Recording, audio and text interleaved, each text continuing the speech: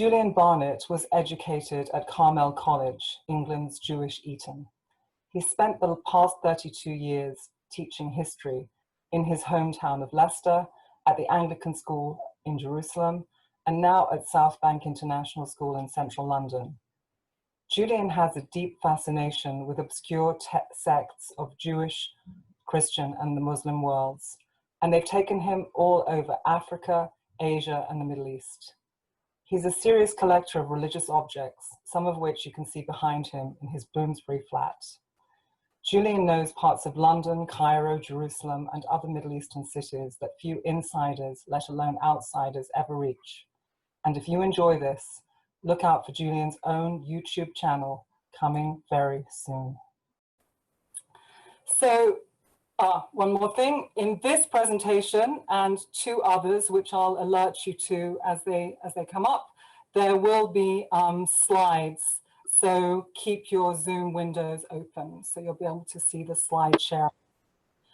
So Julian, my first question for you is, why is time more complicated in Jerusalem than in most other cities? Good evening, Dana, and good evening to everybody.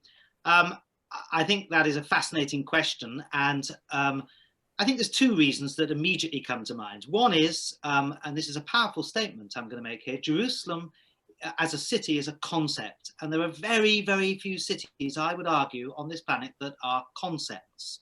It revolves around an idea. London, Paris, New York, great cities of the world, but are they really concepts? I think Jerusalem is. And absolutely crucial as a lubricant to make that concept work, to turn that concept from an idea into a practical way of living, is time. Time by clocks, time by history, time by the way people look at things and understand things. I think there's a second reason, and that is much more practical. It is the fact that essential Jerusalem, for those that have been, they'll know this, for those that haven't, they might not. Essential Jerusalem, and what I mean by that is the old city, what's known as the Holy Basin, is minute. It's absolutely minute. Here you have, roundabout in all my years of gathering information about the sects within the city, you have roundabout 230 at my last count Jewish sects or organizations within the city, 106 Islamic, 116 Christian. So you have a multiplicity of hundreds of sects living within sometimes meters of each other, and therefore the potential for clashing and the potential for dispute is absolutely immense. So one of the mechanisms that is and always was and is used to this day in order to manage that, I'm not saying to turn it into a city into love, but into a city that works in a practical way, is that use of time and clocks. And it is a remarkable, successful way of doing it. We shouldn't get ahead of ourselves. We shouldn't say that this is a city that is at peace with itself and where peace reigns supreme. But more than any other city in the world, Jerusalem is a city that could be clashing on religious grounds with sectarian killings day in, day out. And as a rule, that doesn't happen. And one essential reason for that is time. Thank you. So how are all these different calendars and time schedules visible or audible to outsiders in Jerusalem? So now I'm going to come to some pictures, and I think that's the best way of explaining this. The things that come to mind if we're looking at Christian places of worship are, of course, bells. And bells play a really important part in Christian Jerusalem itself, but they play a much bigger part than bells in other parts of the world. You have bells to signal pilgrims coming. You have bells to signal services coming, but you also have bells to signal the territory of different Christian sects. This picture here is obviously Greek Orthodox. There's the Greek flag there. This is a Greek Orthodox church within the Greek Patriarchate. And as well as bells in Christian Jerusalem that mark the passage of time, you also have ceremonies. You could mark like an absolute clock what happens every Friday afternoon, the next ceremony that comes, and that is the procession of the cross to relive the last moments of Jesus going from his trial to his crucifixion and his burial. So as well as bells in the Christian community, and I'll come back to that later on, you also have ceremonies that play a really, really important part in that. And then let's turn to the Islamic world. In the Islamic world within Jerusalem, you have the call to prayer. It's the most obvious one. 5 times a day, and particularly resonant at the moment during Ramadan from one of the most famous muezzin in Jerusalem, which is the minaret of the Mosque of Omar. Again, I'll mention that in relation to the Church of the Holy Sepulchre a little later.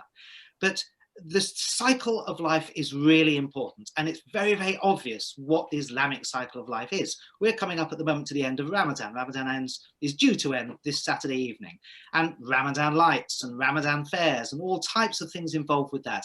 It's a very, very visual and audible way to understanding what is going on in the city. But the Jewish life in the city is perhaps less audible. Because the Jewish life in the city doesn't have bells and doesn't have public calls to prayer. Perhaps it's because it doesn't need to, because the Jews are in the main in control of the city. But here you have a very good example, the Machne Yehuda market in Jerusalem before the Sabbath, Shabbat, absolutely packed out people shopping. And the foods for sale in that are seasonal foods. For example, chalot, and particularly those round chalot, the breads for the Sabbath, for Shabbat. So, although the Jewish life doesn't seem to absolutely hit you in the face from the point of view of keeping to time and so on, it is very much there. And of course, let's not forget the power of silence, because once a week is Shabbat, and the Jewish year is peppered with festivals. And for those that have been in Jerusalem, the silence that just descends upon the western part of Jerusalem when Shabbat arrives is a deafening silence. It's a striking silence, and it couldn't be a more sort of powerful evocation of that cycle, of that time that is going on in order to ensure that the weeks and the months and the years tick past. So does time have an active role to play in helping people to keep peace between all these different religious groups in Jerusalem, do you think? There is the question. There is the question. The keeping of peace, particularly on a day like this, Yom Yerushalayim, Jerusalem Day. Let me start off with a photo that is perhaps not the most obvious one you would think, and I'll explain why I'm showing this. This is Damascus Gate, English name. Hebrew Shar Shechem, the gate to Shechem, biblical Nablus, or biblical Shechem, now Nablus. It's also known in Arabic as Bab al-Amud, the gate of the column, because in Roman times, the Hadrianic period, a huge column stood there, perhaps with Hadrian on top, perhaps not. Why do I start with this in answer to your question? I start with this because, let's think, Londoners know and love Trafalgar Square. Everybody knows it as Trafalgar Square, to commemorate the Battle of Trafalgar, October 1805. New Yorkers know and love Times Square, no pun intended. These two squares are not disputed in names. Every New Yorker knows it as Times Square. Nobody would say, well, this isn't Times Square to me. This isn't Trafalgar to me. I call it by a different name. This just wouldn't happen in London or in New York. These are the squares that they're known by. But here we have a similarly iconic meeting place in Jerusalem that's been there for 2,000 years, and it is in dispute. The people call it by 3 different names, and incidentally, every single one of the 7 working gates around the walls of the old city are called by an English, an Arabic, and a Hebrew name. Now, is this only just names? I would say it's not. I would say to you that in this sense, time is not just clocks. I think the Jerusalem definition of time is far more radical. Time is the passage of time. The whole definition of time in Jerusalem is completely different. It's not just the cycle of clocks. It's not just a ticking hand going around a clock. It is the whole cycle of existence over the last 10, 20, 100, 1,000, 2,000, 3,000 years. And this example of Damascus Gate, seen through the lenses of different people in different ways, they're seeing their identity through the passage of time. They're seeing the history of the passage of time, and that influences the way they behave now and the way they see Jerusalem now. This is a classic example of that. Let's now go through Damascus Gate. And we have an aerial view here of, in Arabic, the Haram al-Sharif, the noble sanctuary, in English, the Temple Mount. Third holiest site in Islam, third holiest city in Islam after Mecca and Medina. Only Jerusalem is known in Islamic tradition as Al-Quds, the holy. Only Jerusalem is known by that. Now let's look closely at this picture. There is Al-Aqsa Mosque, just to the south, where the cursor is moving for you. And just to the north of that is the Dome of the Rock, the shrine built over the rock by Islamic and Jewish tradition, where many, many key events happened. And then just there to the west, you can see the large open space, the plaza, in front, what's now called the Western Wall Plaza. And then if we go up a little bit to those trees near the top, that's the beginning of the squares that lead to the Church of the Holy Sepulchre. The power of this picture is incredible. Within one fell swoop, within one sight of the eye there, you can see these three holy sites for the three monotheistic faiths. And time dominates how these three faiths interact on a picture like this. Jews can go up to the Temple Mount at certain times and have to come down at certain times, 7:30 in the morning till 10 in the morning, 1:30 to 2:30 in the afternoon. The Christians are dominated by the use of bells, and we'll come back to that later. And time is essential to make sure that this system operates correctly. Let's go a little closer now into this set of pictures. There you have the steps up to the 28 El Barak steps, traditionally where Muhammad ascended to heaven. And above those steps, you have the arches from the Mamluk period. And look above those arches and you'll see 28 holes. Remember that number, 28 steps and 28 holes. And if we move on, we see if we got to the top of those steps, you could look over and you would see two minarets on either side of the Church of the Holy Sepulchre. One taller minaret there of the Mosque of Omar, and one smaller one there, the Hanka Mosque, the Mosque of Strangulation, as it was known in Salah ad-Din's day. And in the middle of those two mosques, the dome of the Church of the Holy Sepulchre. Now, why do I mention all this? How does this relate to time? Because again, I'm turning on its head the Jerusalem interpretation of time. Yes, it's about clocks. Yes, it's about the movement of those hands. But it's also about the use of architecture and the use of buildings to mark those events that mark those time. That first minaret in that picture, the minaret of the Mosque of Omar, stands 1/28 of the distance from those 28 holes and 28 steps on the Temple Mount. What is the message of that? It means that the Temple Mount and the Haram al-Sharif, that one of the holiest shrines in Islam, is connected to the Church of the Holy Sepulchre through time and through space. It's a very, very powerful thing. Moving on a little further, you will now see, can we move on to that next bit? There we are, inside the Church of the Holy Sepulchre. And again, time is essential. The Church of the Holy Sepulchre is one of the most territorial areas within the city of Jerusalem, where time is absolutely crucial if this place is not to explode into conflict. A closer up of the edicule, the burial place of Jesus traditionally, where Jesus was laid to rest, and where, according to Christian belief, Jesus rose, the site of the resurrection. And then if we look further into who actually manages all of this, Theophilus III, the Greek patriarch of Jerusalem, as you can see him there in full costume. And then moving on, we see the Armenian patriarch, the second most powerful stakeholder in Jerusalem. And then moving on again, we see the Coptic patriarch of Jerusalem, and again, and we move on to see the Syrian Orthodox patriarch. All of these people are involved with the management of the Holy Sepulchre. Who can pray when? Who can pray where? Looking at the hands of that clock, looking at the time, ensuring that one group moves out when one group moves in. Now, you might say, this is utterly unchristian behavior. This is so disappointing. You could argue that, but I think you could also say this is a remarkable and beautiful management of the passion of different pilgrims from different parts of the world that makes Jerusalem work so that pilgrims can come and go on the whole in peace. It's a remarkable, remarkable achievement based upon the status quo agreement, incidentally, of 1757, but based upon centuries of tradition of what went on in the Holy Sepulchre Church. And of course, it's the Israelis that end up managing this whole situation above it with the Israeli police within the church. But generally speaking, it is managed from within the church by the authorities within that building. Thank you. Other cities have their symbolic clocks, like Big Ben in London and the clock at Grand Central Station in New York City. It seems to me that there aren't that many clocks in Jerusalem. Can you speak a bit about that and tell us about some of the clocks that are or have been here? Yes, the answer to that will be yes and no. There are thousands, hundreds of thousands of clocks in Jerusalem, but not many public clocks. That's the really big difference. and I'll mention those hundreds of thousands of smaller clocks very, very shortly. But here is a clock that people might not know was there. This is Jaffa Gate, the only working gate now on the western side of the walls of the old city of Jerusalem.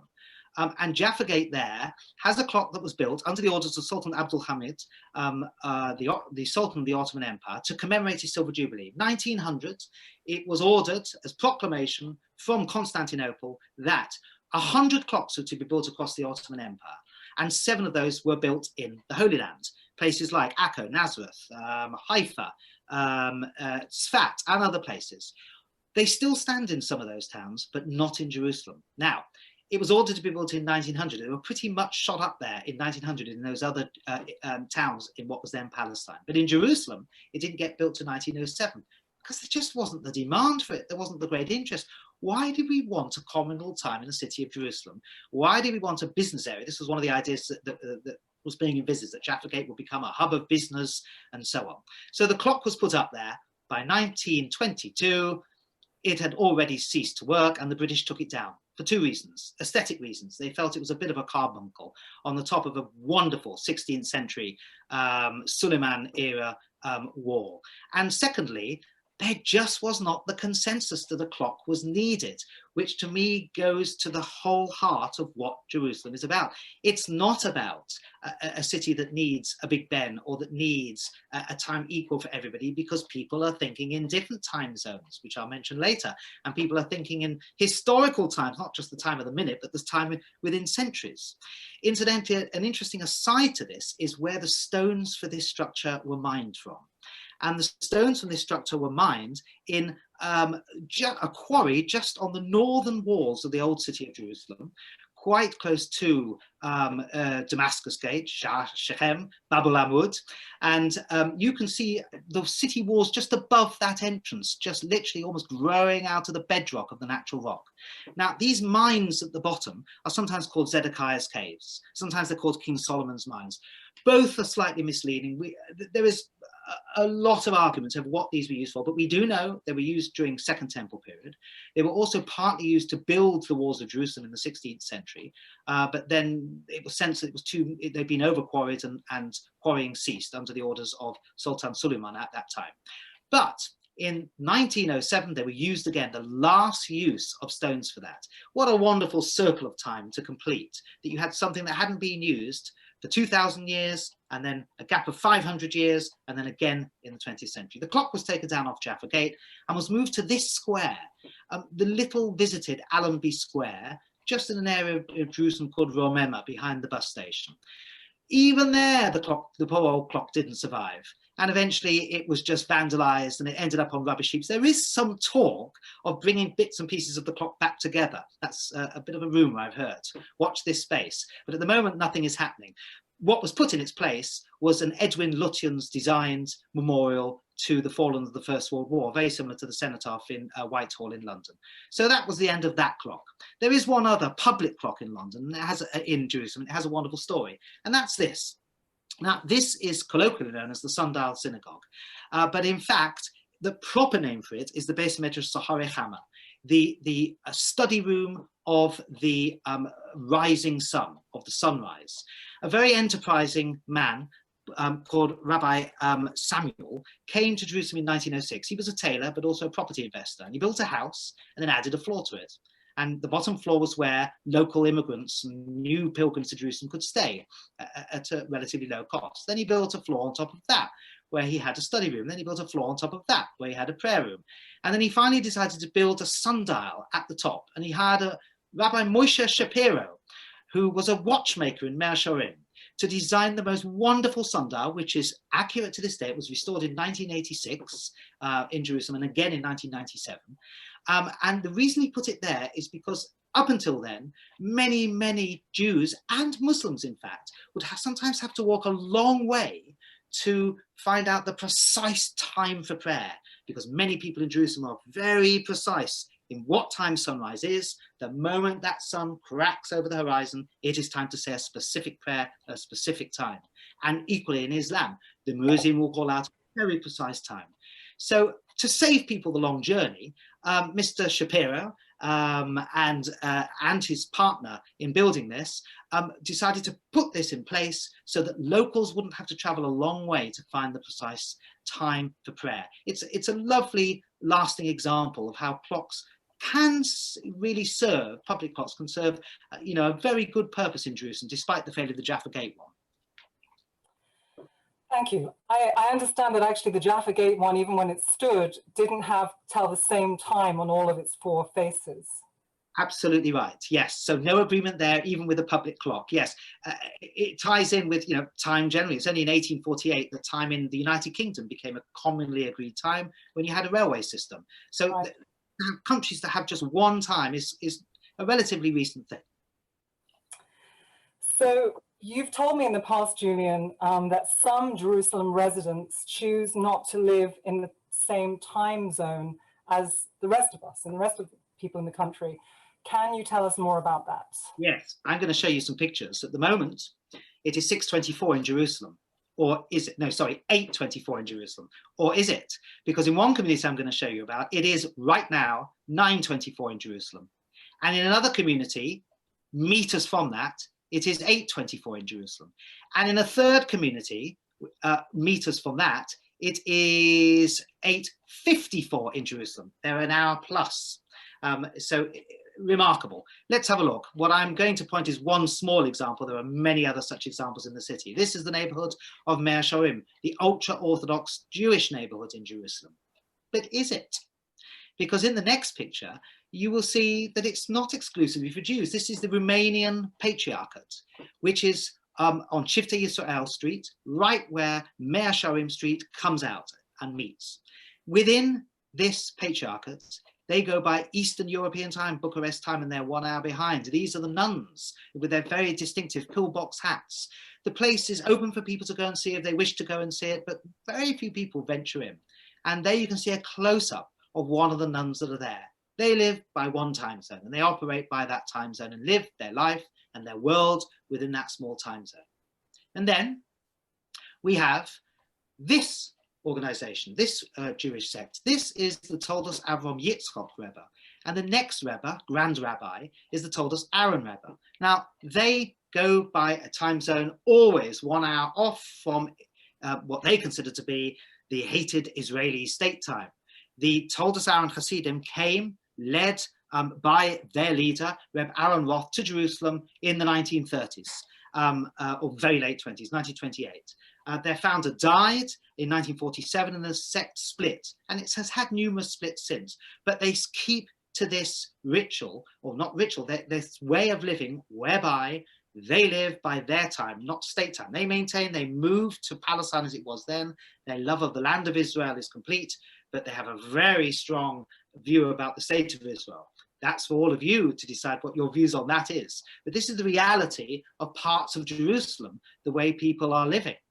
And if you then move on, they dress distinctively, they live distinctively. They live in a subquarter of Mea Shorim, the ultra-Orthodox world, where they live cheek by jowl in a very, very packed place in, I should add, immaculate street conditions. They clean their own streets. They don't allow municipal workers into it. And they are absolutely strict upon time and how time rules their lives. They actually live their lives more like Lithuanian religious people. High birth rate, as you can see, lots and lots of children.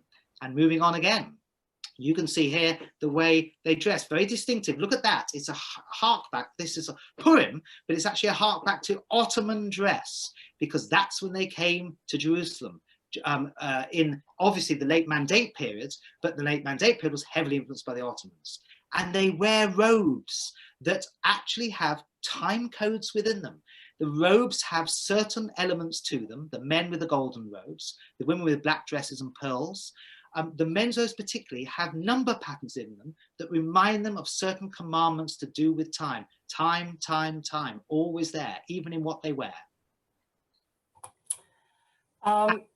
These last two pictures of that, of this particular set, are particularly poignant, I suppose. I always used to mock these Hasidim about their slavish addiction to absolutely going against the time of the state. And prior to me leaving Jerusalem, I lived there 2002 to 2006, they presented me with a clock. And there is the clock in the shape of the Dome of the Rock. It's a Dome of the Rock alarm clock, and it was a wonderful moment. They had really taken ribbing from me over the years about their stance on certain things. They knew of my fascination with the various religions of the city, and there is a wonderful thing in a house that was built by Armenian Christians, me holding the Dome of the Rock, one of the shrines of Islam, presented to me by a group of Toldos Aaron Hasidim. It's a great moment. So Julian, we've got 2 minutes left, and 2 questions. So first, are there any communities in Jerusalem that can be said to live in defiance of time, to ignore it altogether? Wow, yeah. Yes, there are. And I would say more, certainly communities and if not individuals. This is the monastery of St. Onufrius.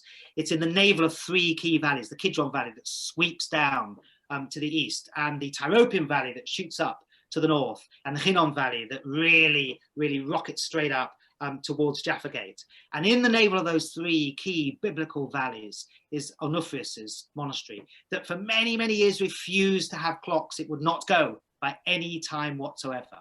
And some in that monastery was so, particularly when the monastery then gained clocks, some people moved out. They were disgusted by the fact that the monastery played the time game, and they wanted to stand out against this. And look at some of these characters. So here is Silwan, the village, very, very close, overlooking Onufrius's monastery. And if you just look in with the cursor there, you will see small holes there. Go to the next one. These are caves, certainly from the Second Temple period, if not even earlier.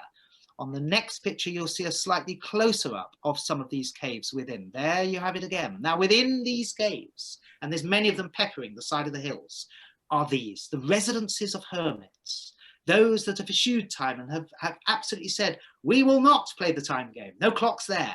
No, none of that cycle of life that I've taught of. And there is Father Iwakim, one of the people that lives in one of these places. And to follow is one of the very famous nuns shortly. This is the stigmata, the tradition that some people, really pious Christians, can sometimes be hit and suffer the wounds of the passion of Christ. And there are some that live within Jerusalem in those caves who suffer those wounds, whether it's psychosomatic, whether it's a miracle, whether they are trying to gain saintly status. Again, that's for you to decide.